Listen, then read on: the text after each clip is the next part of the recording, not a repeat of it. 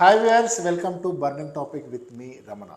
దాదాపు 7 నెలల విరామం తర్వాత బీఆర్ఎస్ అధినేత కేసీఆర్ ఇవాళ తెలంగాణ భవన్కి వచ్చారు. తెలంగాణ భవన్లో జరిగినటువంటి పార్టీ కార్యవర్గ సమావేశంలో ఆయన పాల్గొన్నారు. పార్టీ నాయకులను ఉద్దేశించి ఆయన ప్రసంగించారు. అంతేకాకుండా పార్టీకి చెందినటువంటి నాయకులు ఇచ్చినటువంటి ఇన్ఫర్మేషన్ కూడా ఆయన తీసుకున్నారు. వాటిని క్రోడీకరించి ఏ రకంగా భవిష్యత్ కార్యాచరణ ఉండాలి, ఏ రకంగా ముందుకెళ్ళాలి అనే అంశాలపైన పార్టీ నాయకులందరికీ కూడా దిశానిర్దేశం చేశారు. ప్రత్యేకించి పార్టీ ఆవిర్భవించి 24 సంవత్సరాలు పూర్తిగా వస్తుంది. 25వ సంవత్సరంలో అడుగుపెడుతున్నటువంటి తరుణంలో పార్టీకి సంబంధించినటువంటి సిల్వర్ జూబ్లీ సెలబ్రేషన్స్ అంగరంగ వైభవంగా నిర్వహించాలి. దానికి అనుగుణంగా ఏ రకంగా కమిటీలు వేయాలి, ఏ రకంగా ముందుకెళ్ళాలనే అంశాలకు సంబంధించి పార్టీ నాయకులతో చర్చించారు. దానికి సంబంధించి కమిటీలకు సంబంధించి కూడా ఒక క్లియర్ కట్ క్లారిటీ మరొక 3-4 రోజుల్లో వచ్చేటువంటి అవకాశం ఉంది అని చెప్పి సమావేశం తర్వాత జరిగినటువంటి మీడియా సమావేశంలో పార్టీ వర్కింగ్ ప్రెసిడెంట్ కేటీఆర్ స్పష్టంగా చెప్పారు. అయితే ఈ మొత్తం వ్యవహారానికి సంబంధించి ఒక అంశం క్లియర్గా చెప్పారు. పార్టీ ఆవిర్భావ దినోత్సవం ఏప్రిల్ 27వ తేదీ కాబట్టి 27వ తేదీన మాత్రం భారీ బహిరంగ సభ నిర్వహించబోతున్నామని చెప్పి క్లియర్గా చెప్పారు. గతంలో కూడా కేసీఆర్ చాలా సందర్భాల్లో చెప్పారు. త్వరలో అంటే చాలా సందర్భాల్లో ఆయన కలిసినటువంటి నాయకులతో కానీ మిగతా పార్టీకి సంబంధించినటువంటి నాయకులు చెప్పడం కానీ ఇట్లాంటిది కూడా చూసినట్టయితే ఒక భారీ బహిరంగ సభ నిర్వహించబోతున్నారు. దానికి సంబంధించి దాదాపుగా 10 లక్షల మందిని జన సమీకరణ చేస్తారు అని చెప్పి గతంలో అధికారంలో ఉన్నటువంటి సమయంలో ఏ రకంగా అయితే వరంగల్ సభ నిర్వహించారో ఆ స్థాయిలో ఉంటుందని చెప్పి పార్టీ నాయకులు చెప్తున్నటువంటి మాట. అయితే అది ఎక్కడ నిర్వహించాలి, ఏ రకంగా నిర్వహించాలి అనే దానికి సంబంధించి ఇంకా క్లారిటీ రావాల్సింది. అది మరో 2-3 రోజుల్లో క్లారిటీ వస్తుందని చెప్పి కేటీఆర్ చెప్తూ ఉన్నారు. అంతేకాకుండా గత సంవత్సర కాలంగా రేవంత్ రెడ్డి సర్కారు పూర్తిగా ప్రజా వ్యతిరేక విధానాలను అవలంబిస్తోందని చెప్తూనే ఏ రకంగా ఈ పార్టీకి సంబంధించి 24 సంవత్సరాలు పూర్తయి 25వ సంవత్సరంలో అడుగు పెడుతోంది కాబట్టి ఈ 25వ వార్షికోత్సవం దాకా ఒక పూర్తి స్థాయిలో ఒక సెలబ్రేషన్స్ ఒక ఉత్సవ వాతావరణంలో జరగాలి. ఎందుకంటే పార్టీ చాలా గొప్ప విజయాలు సాధించింది. అటు తెలంగాణ రాష్ట్రాన్ని సాకారం చేయడంతో పాటు 10 ఏళ్ల పాటు ఒక రాష్ట్రానికి తెలంగాణ రాష్ట్రానికి సుపరిపాలన అందించిందనేటువంటి ఉద్దేశంతో బీఆర్ఎస్ ఉంది కాబట్టి ఆ రకంగా ఉత్సవాలు ఉండాలి, ఆ రకంగా కార్యక్రమాలు జరగాలనేటువంటిది ఒక పార్టీ అనుకుంటున్నటువంటి మాట. అంతేకాకుండా వీళ్ళ ఒక ప్లాన్ ఆఫ్ యాక్షన్ కనుక మనం చూసినట్టయితే కనీసం నెలకొక కార్యక్రమం ఉండే విధంగా అంటే ఈ పార్టీకి సంబంధించినటువంటి తమ యొక్క ఐడియాలజీని ప్రజల్లోకి తీసుకెళ్లడంతో పాటు సంవత్సరం పాటు నెలకొకటి చొప్పున ఒక కార్యక్రమాన్ని నిర్వహించడం. అంటే ఈ కార్యక్రమాల ద్వారా ఇప్పుడు ప్రభుత్వం అవలంబిస్తున్నటువంటి విధానాలు ఏవైతే ఉంటాయో, ప్రభుత్వం పైన వీళ్ళు చేస్తున్నటువంటి విమర్శలు ఏవైతే ఉంటాయో ఆ విమర్శలను ఆ పార్టీ ఉత్సవాల వేదికగా వాటిని బహిర్గతం చేయాలంటే ఒక ఉద్దేశంతో పార్టీగా ఉన్నట్టుగా కనపడుతుంది. ఆ రకంగానే ముందుకెళ్తారు. ఏదేమైనప్పటికీ కూడా పార్టీలో ఒక అంతర్మదనం కూడా జరిగింది అని చెప్పి. ఎందుకంటే పార్టీ ఓడిపోగానే బీఆర్ఎస్ అధికారానికి దూరం కాగానే పార్టీకి సంబంధించిన నాయకులే కొందరు పార్టీ గురించి చాలా పలుచగా మాట్లాడారు. ఇక పార్టీకి భవిష్యత్తు ఉండదు అనేటువంటి ఒక అభిప్రాయాన్ని వెలుబుచ్చారని చెప్పి కేసీఆర్ స్వయంగా ఆయన మాటలో చెప్పారు. అంతేకాకుండా ఇంకొక విషయం గమనించాలి. మీరు చేస్తున్నటువంటి దుష్ప్రచారం కారణంగానే పాపం 10 మంది ఎమ్మెల్యేలు ఒక రకంగా 10 మంది ఎమ్మెల్యేలు వాళ్ళు కొంచెం తొందరపడి పార్టీ మార్పుకు సంబంధించినటువంటి నిర్ణయాన్ని తీసుకున్నారు అనేటువంటిది దీంట్లో చెప్పినటువంటి మాట. అంటే సొంత పార్టీ నాయకులే పార్టీ గురించి దుష్ప్రచారం చేశారు, దానికి భయపడి 10 మంది ఎమ్మెల్యేలు బయటికి వెళ్ళారు అనేటువంటి ఒక ఆత్మవిమర్శ, ఒక ఆత్మపరిశీలన కార్యక్రమం ఈ కార్యవర్గ సమావేశం వేదికగా జరిగిందని చెప్పి మనం అర్థం చేసుకోవచ్చు. అంతేకాకుండా ఈ 10 మంది ఎమ్మెల్యేలు ఎవరైతే ఉంటారో, డిఫెక్టెడ్ ఎమ్మెల్యేస్ ఉంటారో వాళ్ళందరికీ సంబంధించినటువంటి వ్యవహారం హైకోర్టును దాటి సుప్రీంకోర్టులో కూడా ఉంది. సుప్రీంకోర్టు ఇటీవల జరిగినటువంటి హియరింగ్ సందర్భంగా కూడా స్పీకర్ ఎప్పుడు నిర్ణయం తీసుకుంటారు అంటే సముచిత అంటే అప్రాప్రియేట్ టైం ఎప్పుడు వస్తుంది అనేటువంటి ఒక క్వశ్చన్ కూడా చేశారు. కాబట్టి దానికి సంబంధించి స్పీకర్ ఒక నిర్ణయం తీసుకోవాల్సిన అవసరం ఉంది. ఒకవేళ స్పీకర్ కనుక నిర్ణయం తీసుకోకపోతే సుప్రీంకోర్టు కూడా ఇన్వాల్వ్ అయ్యే మన నిర్ణయం తీసుకుంటుందా అనేటువంటి తీసుకునేటువంటి అవకాశం కూడా లేకపోలేదు. ఎందుకంటే సుప్రీంకోర్టు నిర్ణయాన్ని గౌరవించి ఖచ్చితంగా స్పీకర్ నిర్ణయం తీసుకుంటారు. ఇఫ్ నాట్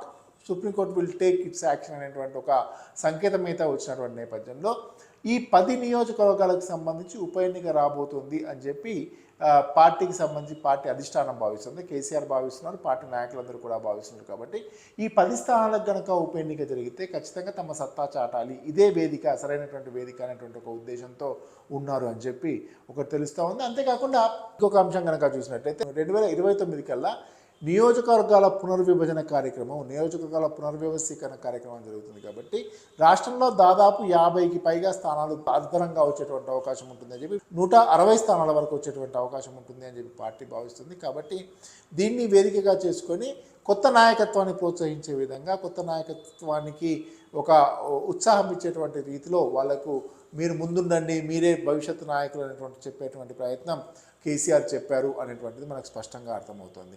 ఇక ఇన్నాళ్ల పాటు మౌనంగా ఉన్నటువంటి కేసీఆర్ ఇక వచ్చారు, కేసీఆర్ ఏంటో నిరూపిస్తారు అని చెప్పి అటు పార్టీ నాయకులు కానీ, పార్టీకి సంబంధించిన సోషల్ మీడియా వేదికగా విస్తృతంగా ప్రచారం జరుగుతోంది. ఇక కేసీఆర్ని ఒక గొప్ప, అంటే కేసీఆర్ని బాగా పోర్ట్రేట్ చేస్తూ, బాగా దాన్ని ఎక్స్ప్లోర్ చేస్తూ కేసీఆర్కి వస్తున్నారు, బాస్ ఈజ్ బ్యాక్ అనేటువంటి నినాదాలతో సోషల్ మీడియా అంతా హోరెత్తింది. అయితే దానికి తగ్గట్టుగా అంటే ఏదో అనుకున్నారు ప్రభుత్వం పైన ఇక యుద్ధమే అనేటువంటి ఒక ప్రకటన ఉంటుంది అని చెప్పి సర్వత్రా భావించారు. అయితే అయినప్పటికీ కూడా ఇప్పుడు పార్టీకి సంబంధించిన ఆవిర్భావం ముందుంది కాబట్టి, అహెడ్ ఆఫ్ పార్టీ యానివర్సరీ కాబట్టి, ఇటువంటి పరిస్థితుల్లో కొంచెం ఆచితూచి భవిష్యత్ కార్యాచరణ ఒకటి రూపొందించుకొని ఆ భవిష్యత్ కార్యాచరణకు అనుగుణంగా నెలకొక కార్యక్రమం చేపట్టడం ద్వారా రానున్న రోజుల్లో ఎట్లాగో లోకల్ బాడీ ఎలక్షన్స్ వస్తాయి, ఆ తర్వాత జిహెచ్ఎంసీ ఎలక్షన్స్ వస్తాయి.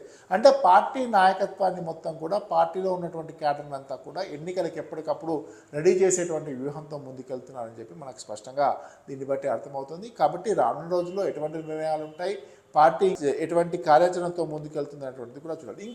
అంతేకాకుండా ఎన్నికలు పూర్తయిన తర్వాత బీఆర్ఎస్ అధికారానికి దూరం కాగానే పార్టీ లోయర్ క్యాడర్, అంటే సంస్థాగతంగా ఉన్నటువంటి నాయకత్వం కూడా కొంచెం చెల్లాచెదురైనటువంటి సందర్భం మనం చూసాం. ఎందుకంటే జనరల్గా గ్రాస్ రూట్ లెవెల్లో ఉన్నటువంటి నాయకత్వం ఏదైతే ఉంటుందో, ఏ పార్టీ అధికారంలోకి వస్తే ఆ పార్టీ కొంచెం మొగ్గు చూపారు. ఎందుకంటే అక్కడ స్థానికంగా తమకు ఉండేటువంటి పనులు చేయించుకోవడం కానీ, స్థానికంగా అభివృద్ధికి సంబంధించిన కార్యక్రమాలు చేపట్టారు. ఎందుకంటే ఎమ్మెల్యే స్థాయి నాయకులు అయిపోతున్నప్పుడు పాపం వాళ్ళు కింద ఉండేటువంటి గ్రామస్థాయి నాయకులు కాబట్టి ఖచ్చితంగా వాళ్ళకు ఉండేటువంటి ఈక్వేషన్స్ వాళ్ళకు ఉంటాయి. కాబట్టి వాళ్ళందరూ కూడా, చాలామంది వాళ్ళలో నాయకులందరూ కూడా అటు అధికార పార్టీకి వెళ్ళినటువంటి పరిస్థితి కనిపిస్తున్నటువంటి తరుణంలో దాన్ని పునర్వ్యవస్థీకరించాలి. ఆ లోకల్ క్యాడర్ని అందరూ కూడా మళ్ళీ పునర్నియామకం చేపట్టాలి. కింది స్థాయి నుంచి పై స్థాయి వరకు కూడా అన్ని కమిటీలను ఏర్పాటు చేసుకోవాలి. గ్రామ స్థాయి నుంచి అటు రాష్ట్ర స్థాయి వరకు కమిటీలన్నీ కూడా ఏర్పాటు చేసుకుని ఆ రకంగా ముందుకెళ్ళినటువంటి ఒక ప్రయత్నం బీఆర్ఎస్ వైపు నుంచి సాగుతుంది అని చెప్పి మనం అర్థం చేసుకోవాలి. ఖచ్చితంగా ఇది ఇంపాక్ట్ ఉంటుంది. ఎందుకంటే ఒకవేళ వీళ్ళు అనుకున్నట్టు కనుక కార్యక్రమాలన్నీ పూర్తయి, ఇంకోటి ఏంటంటే ఈ కార్యవర్గ సమావేశంలో ఈ కమిటీలన్నీ కూడా వేసేటువంటి బాధ్యతని హరీష్ రావుకు అప్పగించారు. కాబట్టి చాలా యాక్టివ్గా చేయండి, యాక్టివ్గా చేసేటువంటి అవకాశం కూడా ఉంటుంది. అన్ని స్థాయిల్లో అక్కడ గ్రామ స్థాయి నుంచి మొదలు పెడితే రాష్ట్ర స్థాయి వరకు కూడా అన్ని కమిటీలను వేసేటువంటి బాధ్యత హరీష్ రావుకు కట్టబెట్టారు. కాబట్టి మరింత యాక్టివ్గా జరిగేటువంటి అవకాశం ఉంది అని చెప్పి దీన్ని బట్టి మనకు స్పష్టంగా అర్థమవుతుంది. ఏదేమైనప్పటికీ కూడా రానున్న రోజుల్లో బీఆర్ఎస్కు చాలా ఒక పరీక్షా సమయంగా చూడాలి. ఇప్పటికే ప్రభుత్వం ప్రజా వ్యతిరేక విధానాలు అవలంబిస్తుంది అని చెప్పి ఆరోపిస్తూ వస్తుంది. అంతేకాకుండా దానికి సంబంధించి అవసరమైనటువంటి సమయంలో అవసరమైనటువంటి ప్రొటెస్ట్ కానీ, ఒక రకరకాల కార్యక్రమాల రూపంలో, ఆందోళన కార్యక్రమాల రూపంలో, అట్ ద సేమ్ టైం ఈ ముఖ్య నాయకులందరూ కూడా అక్కడ నియోజకవర్గ స్థాయిలో పర్యటనలు చేసి కానీ, ఈ రకంగా ఎప్పటికప్పుడు ప్రజాభిప్రాయాన్ని, ప్రజల్లో ఉన్న పార్టీని, ప్రజల్లో వ్యక్తమవుతున్నటువంటి వ్యతిరేకతను ఆసరాగా చేసుకుని దాన్ని ఇంటెన్సిఫై చేసేటువంటి ప్రయత్నం బీఆర్ఎస్ పార్టీ వైపు నుంచి జరుగుతుంది. కాబట్టి ఒక రకంగా ఈ సంవత్సర కాలం పాటు పార్టీ అధినాయకత్వం భావించినట్టు పూర్తి స్థాయిలో కనుక కార్యాచరణ జరిగితే, ఆ కార్యాచరణ ప్రకారం కనుక పార్టీ నాయకులందరూ కూడా, పార్టీ కార్యకర్తలు కూడా సమాయత్తం అవుతే పార్టీ మరింత బలోపేతం అయ్యేటువంటి అవకాశం ఉంది. ఇప్పుడు ఉన్నటువంటి పరిస్థితిలో మనం చూసాం, ఎమ్మెల్సీ ఎన్నికలు అంటూ దూరంగా ఉండేటువంటి పరిస్థితి వచ్చింది. గతంలో జరిగినటువంటి లోక్సభ ఎన్నికల్లో అసలు రిక్తహస్తాలు అసలు ఏం రానటువంటి పరిస్థితి ఉంది. అసలు ఏమీ సీట్లు రానటువంటి పరిస్థితి. అంతకంటే ముందు అసెంబ్లీ ఎన్నికల్లో ఓడిపోయినటువంటి పరిస్థితి. కాబట్టి ఇటువంటి బ్యాడ్ ఎక్స్పీరియన్స్ ఏవైతే ఉంటాయో, పార్టీ సమావేశం, ఈ కార్యవర్గ సమావేశంలో మరిన్ని అంశాలు కూడా చర్చలోకి వచ్చాయి. అవేంటంటే, మనము గతంలో ఓడిపోవడానికి, అంటే ఈ సంవత్సరం అయినప్పటికీ కూడా దాన్ని అంతర్మదనం పార్టీ నాయకత్వం ముందు పెట్టేటువంటి అవకాశం పార్టీ నాయకులకు, అంటే కార్యవర్గంలో ఉన్నటువంటి అందరి నాయకులకు వచ్చినటువంటి సందర్భం లేదు. కాబట్టి నాయకులందరూ కూడా లేచి తమ అభిప్రాయాలను అధిష్టానం ముందు, అధినాయకుని ముందు పెట్టినటువంటి సందర్భం మనం చూస్తాం. ఇటువంటి సందర్భంలో మరొకసారి కూడా నాయకుల నుంచి వచ్చింది మనం స్వయంకృతం చేసుకున్నాము. చాలామంది కేసీఆర్ పైన వ్యతిరేకత లేదు, కేసీఆర్ చేపడుతున్నటువంటి ప్రజా సంక్షేమ సంక్షేమ కార్యక్రమాల పట్ల ప్రజల్లో వ్యతిరేకత లేదు, కేవలం ఎమ్మెల్యే అభ్యర్థుల పైన మాత్రమే వ్యతిరేకత ఉంది, దాని కారణంగానే ఓడిపోయామనేటువంటి అభిప్రాయాలు మరొకసారి వచ్చాయి. దాని గతంలో కూడా పార్టీ నాయకులు, పార్టీ ముఖ్య నాయకత్వం అందరూ కూడా దాన్ని ధృవీకరించాయి. ఎందుకంటే పార్టీలో ఉన్నటువంటి కొంతమంది నాయకుల కారణంగా, ఎమ్మెల్యేలుగా పనిచేస్తున్న వాళ్ళ ఎమ్మెల్యేల పైన ఉన్నటువంటి వ్యతిరేకత కారణంగా మాత్రమే ఓడిపోయామని చెప్పి పలు సందర్భాల్లో పార్టీ అధినాయకత్వం కూడా ధృవీకరించినటువంటి నేపథ్యంలో రానున్న రోజుల్లో ఏ రకంగా ముందుకెళ్ళాలి, ఏ రకంగా ముందుకెళ్తే పార్టీకి మళ్ళీ ప్రయోజనం చేకూరుతుంది అనేటువంటిది కూడా ఇంపార్టెంట్. అంతేకాకుండా కేసీఆర్ ఒక కీలకమైన వ్యాఖ్య కూడా చేశారు. ఆయన ఏంటంటే, ఒక ఎన్నికల్లో ఓడిపోయినంత మాత్రాన ఇది కొట్టుకుపోయే పార్టీ కాదు, అంటే పార్టీ చాలా బలంగా ఉంది, పార్టీకి సంబంధించినటువంటి అన్ని వనరులు కూడా చాలా ప్రాపర్గా పర్ఫెక్ట్గా ఉన్నటువంటి ఒక ఉద్దేశంతో అనేటువంటి ఒక సంకేతాలు ఇచ్చేటువంటి ప్రయత్నం కేసీఆర్ చేశారు. మొత్తంగా ఈ కార్యక్రమం అంతా కూడా చాలా గ్రాండ్ వెల్కమ్. అంటే పార్టీకి సంబంధించినటువంటి నాయకులందరూ, పార్టీకి సంబంధించినటువంటి నాయకులే అయినప్పటికీ కూడా అక్కడ తెలంగాణ భవన్ వద్ద చాలా సందడి వాతావరణం నెలకొంది. చాలా గ్రాండ్గా కేసీఆర్ను వెల్కమ్ చేశారు. ఆ మొత్తం కార్యక్రమం పూర్తయ్యేంత వరకు కూడా అందరూ దాదాపు 5 గంటలు 6 గంటల పాటు 5-5:30 గంటల పాటు జరిగినటువంటి సమావేశంలో అందరూ కూడా చాలా ఉత్సాహంగా పాల్గొన్నారు. ఆ కార్యక్రమం జరిగిన తర్వాత కూడా కేసీఆర్ను చాలా గ్రాండ్గా పంపించారు. At the same time press conference సమయంలో కేటీఆర్ మాట్లాడుతున్న సమయంలో నాయకులందరూ కూడా బయట వేచి ఉన్నారు. ఇటువంటి అంటే పార్టీ కార్యక్రమాలు ఎప్పటికప్పుడు ఇట్లా కేసీఆర్ లాంటి నాయకులు ముందుకొచ్చి మాట్లాడడం ద్వారా ఖచ్చితంగా కార్యకర్తల్లో ఒక పాజిటివ్ అట్మాస్ఫియర్ వస్తుంది.